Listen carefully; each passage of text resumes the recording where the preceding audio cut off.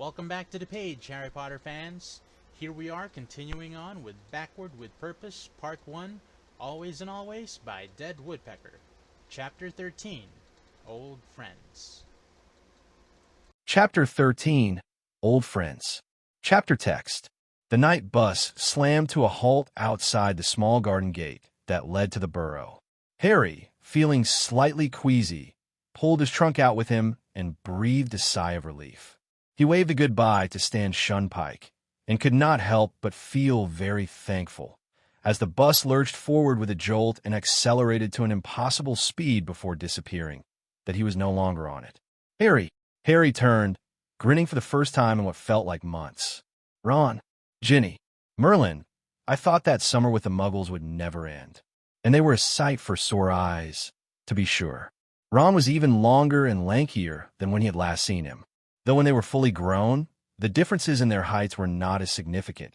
It still surprised Harry that he only came up to Ron's shoulders at this point in time. He found himself eagerly anticipating his growth spurt. And Ginny, she had grown even more beautiful, and he could not look away from her face and the sight of her long red hair falling down her back like a waterfall of fire. Ginny hugged him, and Ron clapped him on the back. "How was Egypt?" he asked them as they lifted the heavy trunk and made their way to the familiar, oddly shaped building. Despite that he carried 1/3 of what felt like a massive weight, he really ought to clean out his trunk every once in a while. His entire body seemed to relax a little. "It was great," Ron said enthusiastically. "We learned loads of cool stuff about the Egyptian wizards. They were a barmy lot, I tell you. We got some books, too, and Bill showed us around the pyramids, the parts they won't let Muggles or unauthorized wizards go into." Harry gaped at him. "Are you channeling Hermione?" he asked uncertainly. Ginny laughed. Ron realized that if he actually paid attention to stuff, he might find it interesting. She reached up and playfully tousled his hair.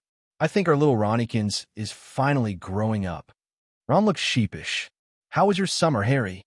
"Not bad," Harry said, shrugging. It had, in fact, been full of agonizing boredom, punctuated by sharp annoyance with Dudley, Uncle Vernon, and Aunt Petunia, and one bright flare of rage with Aunt Marge and her cruel comments about his parents. To be sure, Harry had a completely perspective this time around. The words hurt him less, and Harry had mastered deflecting Uncle Vernon's rage.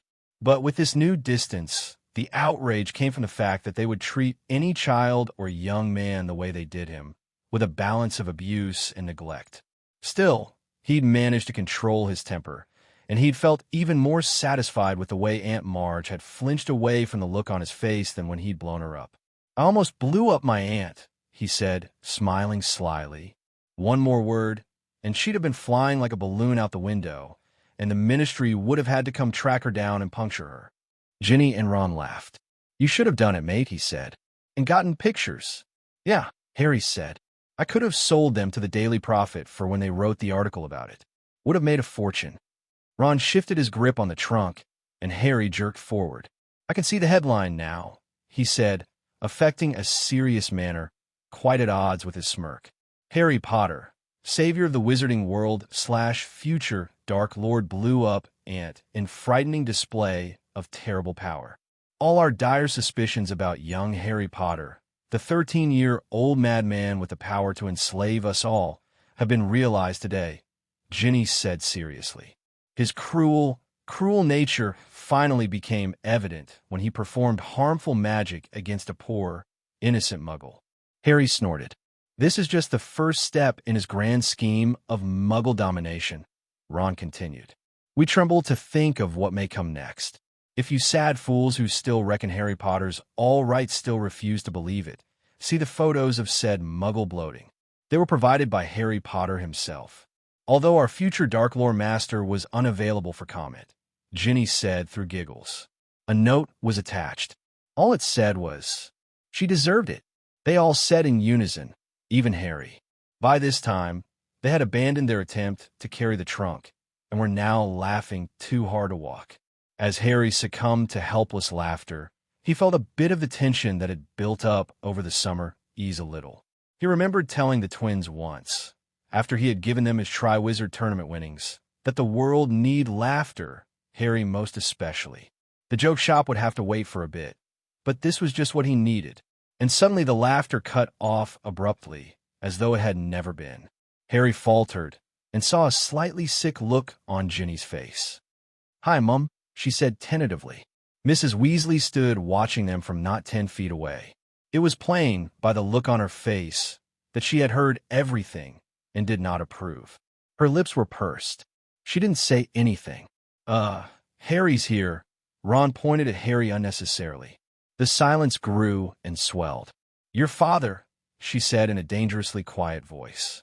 "Your father has spent his entire working life trying to help Muggles." "Mum, we were just having a laugh," Ginny said in a small voice. "I'm not," she snapped. "You have no idea what you just sounded like. You can't possibly know. You're too young. But I bore all my children in a time when the kind of Muggle baiting you were talking about was actually encouraged." "Mom," Ron looked incensed. "Harry's aunt was really awful. You need to buck up your ideas, young man," she said sternly. "You don't attack people just because you don't like them." He didn't even attack her. Mrs. Weasley closed her eyes. Harry thought that she might be counting to 10. When she opened them, she looked at Harry and tried to smile. "Harry, if you wouldn't mind, I need to speak with my children. Just leave your trunk here. I'll have Arthur levitate it up for you in a bit. You look a bit peaky, dear. You might want to have a bit of a lie down before dinner." Harry took this to mean that he was supposed to go up to Ron's room. He glanced back at Ron and Ginny once. They did not look happy. He didn't meet any of the Weasleys inside, although he heard the twins talking loudly and happily from the kitchen. He thought about joining them, but thought it best to obey Mrs. Weasley. He wished he had an extendable ear. Harry opened the door to Ron's room with more force than was strictly necessary, and was relieved to see that the camp bed was already set up. He threw himself down on it, wondering what the hell had just happened. Mrs. Weasley had never been quite this sensitive about a joke. The twins had been legendary for saying tactless things and mocking anything with 2 legs, including Voldemort. "Were you serious?" Harry wished that his godfather was available to talk to. Despite his growing uncertainty that Sirius would ever be able to forgive Harry for effectively causing a year and a half of unneeded time in Azkaban with the Dementors, Harry longed to talk to him. Sirius may not have any clue how to bolster Harry's image and make the wizarding world stop viewing him as a potential threat, but at least he'd have a laugh about it. But Dumbledore, who had promised to contact Harry when he found Sirius, Muggles or not, had been silent all summer. What if he had left Britain? What if he were somewhere in Australia, or Brazil, or Sri Lanka? He could be anywhere in the world, with no interest whatsoever in meeting his godson. But that just didn't fit with the Sirius Harry used to know. Ginny was right. Unless the ripple effect had completely changed Sirius' personality, something else was keeping him away. "Think I should send that letter to him, Hedwig?" Harry looked over at his owl, but she was sleeping with her head tucked under her wing. He'd written a letter to Sirius at the beginning of the summer holidays, but he had never sent it. It seemed like it was too late. He should have sent it the day of Pettigrew's trial, or when Sirius had been released. But the months had gone by, and Harry was honest enough to admit that he was a little afraid of what Sirius' reply might contain. As time passed, it seemed more and more likely that it would be a polite rejection. Harry awoke, not realizing that he had actually fallen asleep, when Ron crashed through the door and stumped and looking extremely frustrated. "That bad?" he asked groggily. Ron rumpled his hair. "I don't know what's gotten into her," he said. "I feel like I don't even know my own mum anymore." Harry stayed silent, guessing that Ron needed a moment to gather his thoughts. "It wasn't exactly bad," he said slowly, "but it wasn't exactly good either." "Meaning?" "Well," he said, "she thinks that me and Ginny need to be careful what we say around you."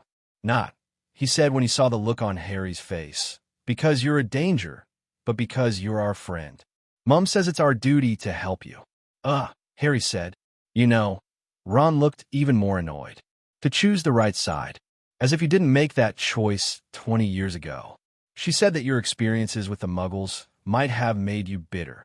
We can't blame them for what they don't know," Harry said reluctantly. In the small, dark corner of his soul, he did. But only a tiny bit. "Wish we could tell them," Ron sighed. "Yeah," Harry agreed. "But Dumbledore had it right. We gotta wait until they've chosen to fight. Bugger free will," Ron said sourly. I'm worried about Sirius, Harry said, steering the conversation away. It did no good to dwell on things they could not change. I wrote him a letter, you know. He didn't reply. Ron gaped at him. No, I never sent it, Harry explained. I thought it was too late. What do you reckon? I don't know. Harry, Ron said helplessly. He paused for a long moment. Dad's out in the shed. He got back from work while Mom was still lecturing us. You could talk to him. It was a tradition begun long ago in the distant future. When Harry found himself in the need of advice, he would find Arthur Weasley in his shed, at the Burrow, at Grimmauld Place, or at Molly's Auntie Muriel's. He would seek him out with the pretext of bringing him a snack. Molly always seemed to know when Harry needed to talk to the older man, and he would leave feeling more relaxed. Harry carried the heavy tray that Molly had pushed toward him out to the small shed in Auntie Muriel's backyard. He did not want to use magic to levitate it. The physical weight somehow balanced out the figurative weight that rested on Harry's shoulders. He was not thinking about Voldemort, for once, but he was replaying the events that had happened a week ago at Spinner's End. Arthur, predictably, was enchanting some muggle contraption. Harry looked closer and saw that it was a coffee maker, and wondered what possible magical function it could have. The older, wiser wizard was fiddling with it, though he did not seem particularly attentive. Harry suspected that he had come out here knowing that Harry would need to seek him out. The Weasleys, despite being in hiding, were still very much a part of the Order of the Phoenix, and everyone knew about Pettigrew's death. Harry said, I brought out some snacks. Molly thought you might want some. Arthur smiled. Thank you, Harry. Care to join me? She's made quite a lot. Harry took a bite of a bacon sandwich and then put it aside. Arthur, the other man, waited patiently, chewing absent-mindedly, eyes on Harry. I killed Wormtail, Harry said. I did it on purpose. I've killed before, but this time I planned it. It wasn't. I've only ever done it to defend other people. Arthur chewed thoughtfully and swallowed. I think you did do it to defend other people, Harry. Harry thought so too, but doubt still lingered. He killed Dean Thomas after his wand was taken away, and he killed Daphne Greengrass because she dared try to hide him. Neither of them was given a chance to fight back, Astoria told me. He betrayed my parents. He slaughtered Merlin knows how many muggles, and he tortured McGonagall into insanity. And it is certain that he would have killed more, Arthur pointed out. But still, Harry said, did he deserve? Harry, he interrupted, it isn't about whether anyone deserves to die. It's far more complex than that. If we had had this discussion even 10 years ago, I think my answer would have been different. But this war has changed a great many people, me included. If you know who was not trying to stomp out all the light in this world, I would be the second to say that killing is never the answer. And you would be the first. You don't think this war is tainting us? No, Arthur said firmly. When we have to kill, we do it to protect.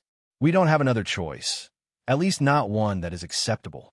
Azkaban is a mockery of a prison. We haven't been able to hold a Death Eater there for years. We don't have nearly enough people to watch over another secure location.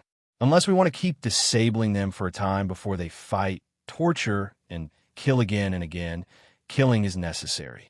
I've watched you grow up, Harry, and I know you as well as I know the sons of my flesh, Arthur continued. There is a huge difference between killing and murder. You know where that line in the sand is drawn better than almost anyone I've ever met. It isn't in you to murder, Harry. It'll never sit easy, Harry admitted, even when I have to kill you-know-who. Exactly, Arthur said. Do you think he'll be okay with it? Harry asked. Me talking to him? He doesn't know me very well. Ron shrugged. So let him get to know you. I think it'll help. Harry sighed. It shouldn't be this difficult for him to go and have a talk with Ron's father. It used to feel almost as natural as listening to Dumbledore and asking Hermione a question about a complicated spell. Despite the pretense of bringing him out snacks, Harry had always known that Arthur Weasley was willing to listen. All right, Harry said. I suppose you're right. And without letting himself change his mind, he jumped off the cot and left the hideaway that was Ron's room. He thundered down the stairs, pausing only when he met Ginny on the landing. Where are you going? She asked. Then, in a lower voice, did Ron tell you? He nodded. I'm going to the shed, to talk about Sirius. She smiled. Good idea. Did you think of it all by yourself? Cheeky girl, he grinned. And no, Ron suggested it. Don't let me stop you then, she said. Harry continued on down to the kitchen. He saw it as a positive sign that Mrs. Weasley was preparing a tray, obviously meant for her husband. He watched her for a moment, bustling around the kitchen. Molly Weasley was still the warm, maternal figure that he had always known.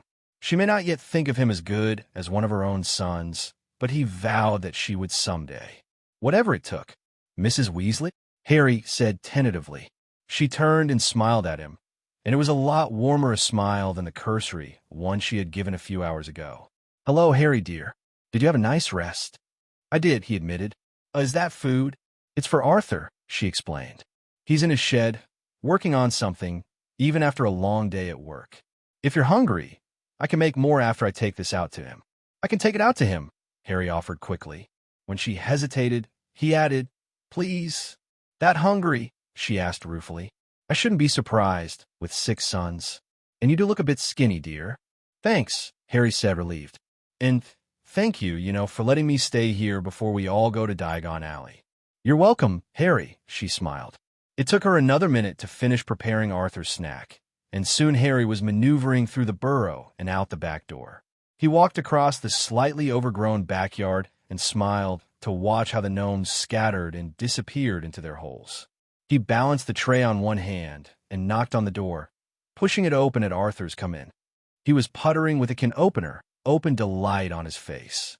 He had a quill behind one ear and his wand behind the other. Scraps of parchment flew in the breeze, created by the open doorway. Harry cleared his throat, and Mr. Weasley looked up, startled. Air, Harry said. Mrs. Weasley, she thought you might be hungry. Ah, he said. She knows me well. Here. He used his wand to clear a space off the crowded table. Harry put it down. There was a long, awkward silence as Mr. Weasley stared at him expectantly. Harry felt the back of his neck flush.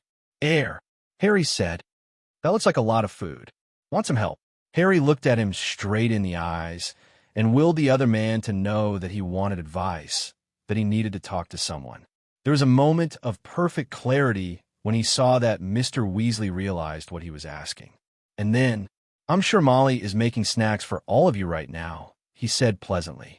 But you can take a sandwich to tide you over.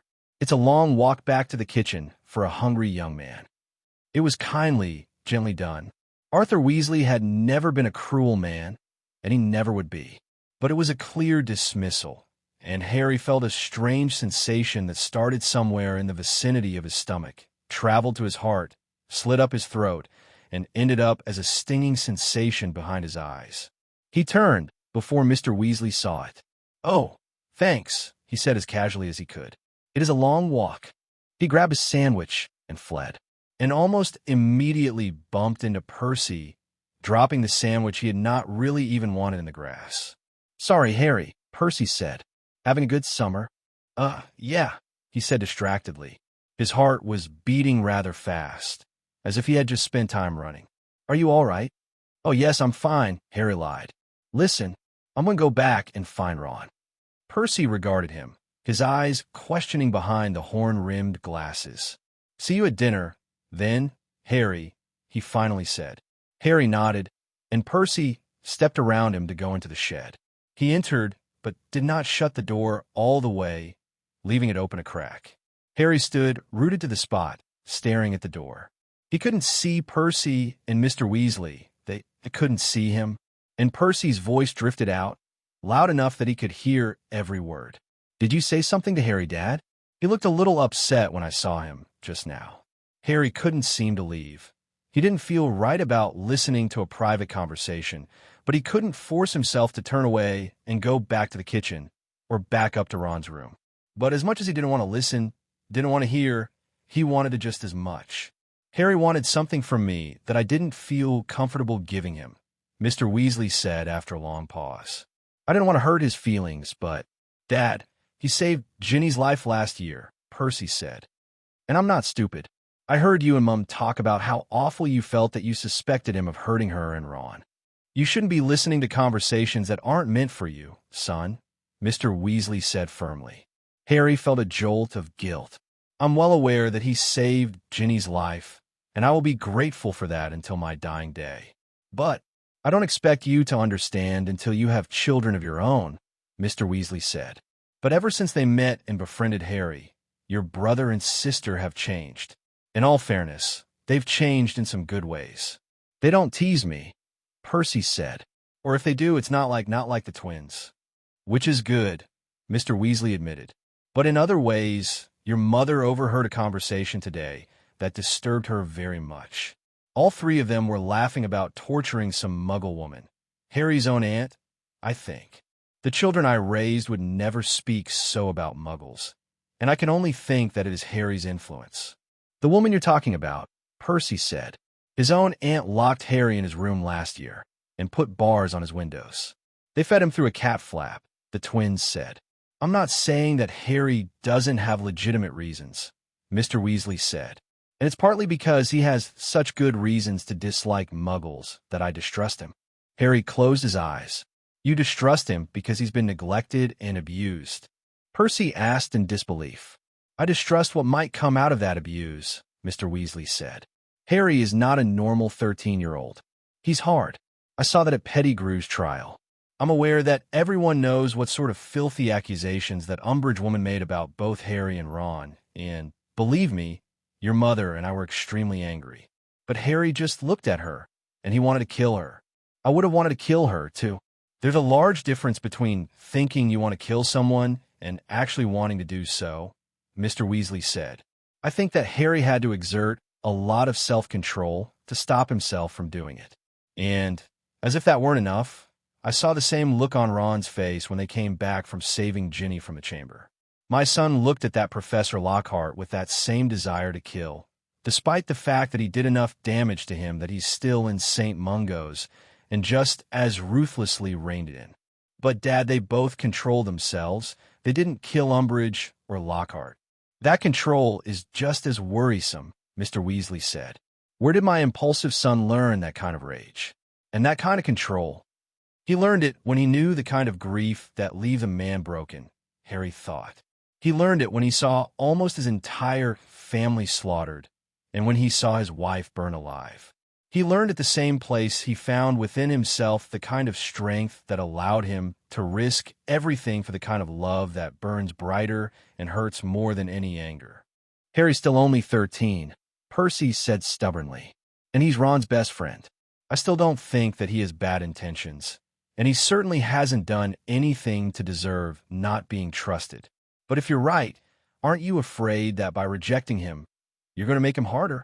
I'm not responsible for Harry, Mr. Weasley said calmly. I'm responsible for protecting my family. And if that means withholding trust until I have a better understanding of who he is, so be it. I don't dislike Harry, Percy. There may come a day when I trust Harry fully, and when I'm certain that he won't lead this family down a dangerous path.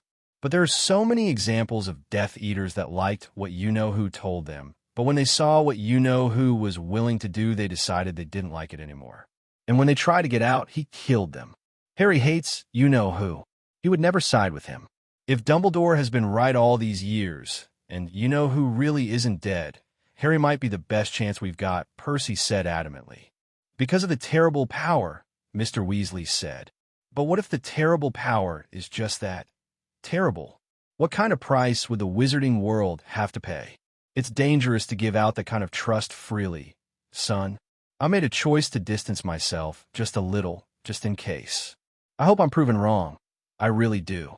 But if I'm right, Harry could not bear to listen any longer, and turned back to the burrow, and steeled himself for an evening of pretending to Ginny and Ron that everything was perfectly fine. The worst part of listening to the conversation that he was not meant to hear was that he understood, somehow, that made the pain worse. And for the very first time, Harry was eager to leave the burrow. Hermione, Harry called out in relief. He and Ginny were sitting at Florian Fortescue's enjoying an ice cream. Ginny had been asking him some very pointed questions for the last 10 minutes. So his happiness at seeing the bushy-haired, which was not simply because he had not seen her all summer. He intended to tell Ginny what had transpired between him and Mr. Weasley and the conversation he had overheard, just not in a place bustling with people. "Hi, Harry." "Hi, Ginny," she said. "Mum and Dad just left. I'm staying at the Leaky Cauldron with you guys tonight." Harry beamed. "That's great. Where's Ron?" Hermione asked before she even sat down. Harry and Ginny exchanged sly smiles. "What?" She narrowed her eyes suspiciously. "What does that look mean?" "Someone has a birthday coming up," Ginny said. "We all went in on your gift, and Ron's managing it." "Oh," Hermione said. She looked pleased. "My mum and dad gave me some money, and I thought I'd—" "Harry, what's that?" "It's just a broomstick," Harry said casually, though he was grinning widely. "It's not just a broomstick," Ginny rolled her eyes. "It's a firebolt, Hermione. It's the fastest broom in the world, and Harry's just promised that I get to try it first." "I did I?"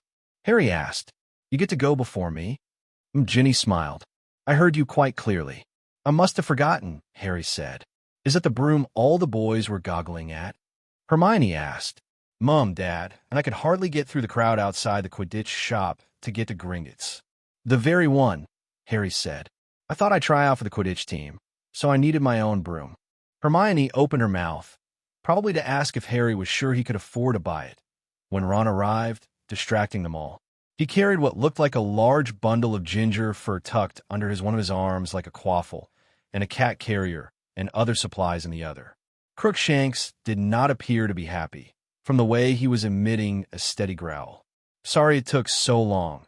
I needed to explain a few things to Crookshanks here," Ron said, apparently not noticing Hermione. "You should have let Hermione do that," Ginny grinned. "It is her cat, after all." Hermione's eyes went round with shock. "You got me a cat?" she squeaked. Ron looked a little uncertain. "Well, we were going to get you an owl, but then we saw Crookshanks here, and we thought of you immediately. If you don't like him, don't be silly, Ron. He's perfect." Hermione opened her arms, and Crookshanks scrambled out of Ron's arms and on her lap. "What a good boy. You already know I'm yours, don't you, you smart boy?" Ron preened as though Hermione was talking about him. Harry saw Ginny's small smile out of the corner of his eye. Then he felt the light touch of her hand on his inner thigh, and suddenly all thoughts left his brain except the fact that he was exceptionally glad that he decided to wear wizard's robes instead of less concealing jeans. The rest of the day was so perfect and enjoyable that Harry almost forgot what had occurred at the Burrow. After deciding that they had shopped enough, even Hermione was eager to leave Flourish and Blots once she caught a glimpse of the Monster Book of Monsters. The bookseller had broken down in tears when he realized that they needed 3 of them. They returned to the Leaky Cauldron and Crookshanks. They played numerous games of Exploding Snap, and Harry was hard-pressed to decide who had more fun, the humans or the cat. The twins stopped by every 10 minutes to ogle his firebolt, and even Percy asked to have a go once they reached Hogwarts. Ron, mercifully, did not press Harry for answers, even in the relative privacy of the room they shared. Harry sighed, glad that he had one more day to put off telling them. Relief died a painful death when Ginny tiptoed into their room well after midnight. "Damn," Harry thought glumly. "They lulled me into a false sense of security." "What gives, Harry?" Ginny demanded, and, after turning on a lamp, plopped down on the bed, right on top of Harry's feet. He tried very hard to tear his mind away from the fact that Ginny was sitting on the bed he occupied. "We know something happened, mate," Ron said. "What gave me away?" Harry asked weakly. They both rolled their eyes. "First, you came back from the shed looking like death," Ron said. "And you weren't in there for that long," Ginny said. "I watched you from the window. You spent about half a minute actually inside, bumped into Percy, and then stood as still as a statue for about 10 minutes. Then you barely ate at dinner, even though you've always shown a mighty appreciation for Mum's cooking after you've spent time with the Muggles," Ron continued. "And you went up to bed at about 8 o'clock. After which you pretended to be asleep so Ron couldn't interrogate you," Ginny added. "So, basically everything you did yesterday and today showed us that something is very wrong." So Harry told them everything in excruciating detail. "Oh, Harry," Ginny said softly, "I guess we haven't been pretending as well as we thought we have." Ron asked. "I've been thinking today," Harry said hesitantly. "I don't think it's awful what your dad said. I understand a lot of it. I'm pretty sure that your family is going to trust me one day. I just wish it were today," they all said in unison. Ginny stayed as long as she dared as they sat in silence. But all too soon the comforting weight on his feet disappeared, and Ginny returned to the room she was sharing with Hermione. Harry tried determinedly to sleep after she left, but the rest he got was less than satisfactory. He dozed between fitful dreams that he could not remember, and from which he woke up feeling anxious. Tempers ran high the next day as everyone struggled to pack up their things and make it to the platform on time. They did not have the benefit of the ministry cars, although Harry saw it as a good thing that he did not have a supposedly deranged mass murderer after him. But that made him think of Sirius, so he found a spot and was squashed between Ron and an especially loud and excited George, who helped him take his mind off his errant godfather. They made it to King's Cross with about 15 minutes to get onto the platform without being seen by the Muggles, stow their luggage, and get on the train. Mr. Weasley illegally parked the car, cast a charm that would make Muggle policemen think it belonged there, and urged his children, Harry and Hermione, to hurry. "You two go first." Mrs. Weasley pointed at Ron and Harry. "I'm not risking the two of you not making it through the barrier again." Ron and Harry grinned, looked around furtively, and casually leaned up against the barrier. 30 seconds later, Ginny and Hermione joined them. "Come on," Ron said. "Let's get a compartment, and then go find Neville and Luna." They waded through the sea of parents hugging their children goodbye and issuing last-minute reminders, heading toward the back of the train. Harry and Ron lugged the trunks up and, staggering under the weight, placed them in a luggage rack overflowing with haphazardly placed trunks. Hermione, carrying a spitting and hissing Crookshanks, brushed her hair out of her eyes and went looking for an empty compartment. She poked her head around the corner. "I've found one. Finally, there's someone in it, but there's still room for all of us." "Let's say goodbye to Mum and Dad," Ginny suggested. "Let me get Crookshanks settled," Hermione said. They jumped off the train and found the older Weasleys with little time to spare. Ron and Ginny gave their parents fleeting hugs, and Harry and Hermione shook their hands. "Have a safe term, dears," Mrs. Weasley said. The whistle was already blowing by the time they reached their compartment, and the train lurched forward before they found their seats. All four sighed with relief, and Harry was glad to finally be on his way back to Hogwarts. He grinned over at the other occupant of the compartment. Remus Lupin, former marauder, was already asleep. "What's funny, Harry?" Hermione asked. "Oh," Harry said. He must be a professor, right? Malfoy and his mates won't try anything around us with him around. It'll keep us from getting detention before we even get there," Ron added. He peered at the small traveling case next to Remus' feet. "R.J. Lupin, where have I heard that name before?" Harry shrugged. "Sounds familiar to me, too." Remus twitched a little, and Harry wondered if he was feigning sleep. He said, in a louder voice, "I think it was at Pettigrew's trial." "Yeah," Ron said. "Dad mentioned that he wanted to hear what happened." "Do you reckon he knew Pettigrew or something?" Ginny asked. "If he did, he might know Sirius Black, Harry." Definite movement. "Did you hear from Sirius Black over your holiday, Harry?" Hermione asked. No, Harry was definitely speaking louder than normal, and Ron and Ginny struggled to hide their laughter. "I thought he was my godfather and my dad's best mate." "I've heard that Azkaban is really horrible," Hermione said seriously. "Yeah," Ron said. "Dad reckons it's the worst place he's ever been to." Just then, their game was halted due to the arrival of a harassed-looking Neville and a serene Luna. "We've been looking all over for you," Neville said. He looked around. He seemed perplexed when he noticed Remus. "I've never seen an adult on here before, except the cart lady and the driver. Reckon he's the new defense against the dark arts professor." "We were just thinking that," Ron said. "Hi, by the way. How was your summer?" "Wonderful," Luna said happily. "Daddy and I traveled all around Eastern Europe, looking for the famed Poppleworm." Hermione opened her mouth, an annoyed gleam in her eyes, so Harry quickly asked, "Did you find any?" "No," Luna said, just as happily. "But it was such fun looking." Harry cocked his head and stared at her, momentarily stunned. That was the key to Luna, wasn't it? She was completely willing to ignore the facts and believe anything she wanted to. She fully appreciated and reveled in the fact that life was more of a journey or a quest It wasn't about being right or wrong with her. He didn't think he could ever live like that, but he felt a bit wistful all the same, especially when he knew. "Harry," Ron said loudly. His eyes brimmed with mischief. "I'm still wondering why Mr. Black," he snorted, unable to help himself, "hasn't contacted you yet." Harry shrugged. Maybe he and my dad weren't as good of mates as everyone said. "Perhaps you ought to give him some time." "Harry," Hermione said softly. "He might be having trouble getting used to the fact that everyone knows he's innocent. I mean, after Pettigrew attacked you three, I read up on everything. They didn't even give him a trial. Everyone just assumed that he was guilty, and no one spoke up for him." Remus Lupin made a sudden movement, as though pretending to be jerked awake. "Excuse me," he murmured. He stood and grabbed his worn traveling case, stepped over Ron's legs, which were stretched out so that he could put his feet up on the seat across from him, and stepped out of the compartment.